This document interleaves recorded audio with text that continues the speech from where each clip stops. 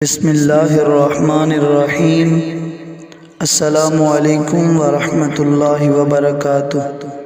صحیح بخاری شریف حدیث نمبر 60، حضرت سیدنا عبداللہ ابن عمر رضی اللہ تعالی عنہ سے روایت ہے، فرماتے ہیں ہم نے ایک سفر کیا، نبی پاک صلی اللہ علیہ وآلہ وسلم اس سفر میں ہم سے پیچھے رہ گئے تھے، پھر آپ صلی اللہ علیہ وآلہ وسلم ہم سے مل گئے۔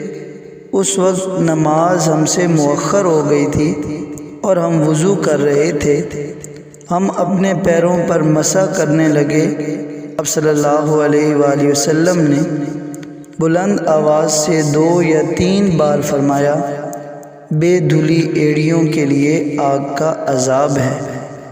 سامعین محترم، اس حدیث مبارکہ میں پیارے نبی پاک صلی اللہ تعالیٰ علیہ وسلم نے بالخصوص ایڑیوں کے حوالے سے ارشاد فرمایا کہ بے دھلی ایڑیوں کے لیے آگ کا عذاب ہے۔ اس لیے بھی شاید کہ انسان عموماً باقی اعضاء کو تو تسلی سے دھو لیتا ہے، لیکن بعض اوقات جلدی میں وہ ایڑیوں پہ مکمل طور پہ پانی نہیں بہاتا اور کچھ جگہیں خشک رہ جاتی ہیں، اور پھر وضو ہی نہیں ہوتا، تو پھر اس کے ذریعے کی جانے والی عبادت بھی اللہ کی بارگاہ میں مقبول نہیں ہوتی۔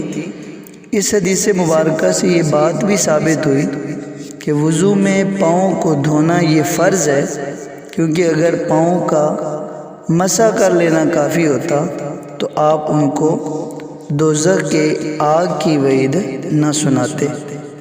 اور اس حدیث مبارکہ کی تائید میں ہمیں دیگر احادیث بھی ملتی ہیں، جیسے مسلم شریف کتاب الطہارہ میں ہے، اور یہی صحابی حضرت عبداللہ ابن عمر اس حدیث پاک کے راوی ہیں۔ آپ فرماتے ہیں ہم مکہ سے مدینہ آ رہے تھے، راستے میں پانی کے پاس گزرے تو بعض مسلمانوں نے عصر کی نماز میں جلدی کی اور انہوں نے جلدی جلدی وضو کیا، حتیٰ کہ جب ہم ان کے پاس پہنچے تو ان کی ایڑیاں خشک تھیں، جن کو پانی نے چھوا تک نہیں تھا۔ تب رسول اللہ نے یہ بات ارشاد فرمائی تھی کہ بے دھلی ایڑیوں کے لیے آگ کا عذاب ہو، وضو مکمل کر لیا کرو۔ اللہ تعالیٰ کی پاک بارگاہ میں دعا ہے کہ مالک ہمیں ہر عمل صبر کے ساتھ، تحمل کے ساتھ اور دین کے تقاضوں کے مطابق، سنت مصطفیٰ صلی اللہ تعالیٰ علیہ وسلم کے مطابق کرنے کی توفیق عطا فرمائے۔ آمین ثم آمین۔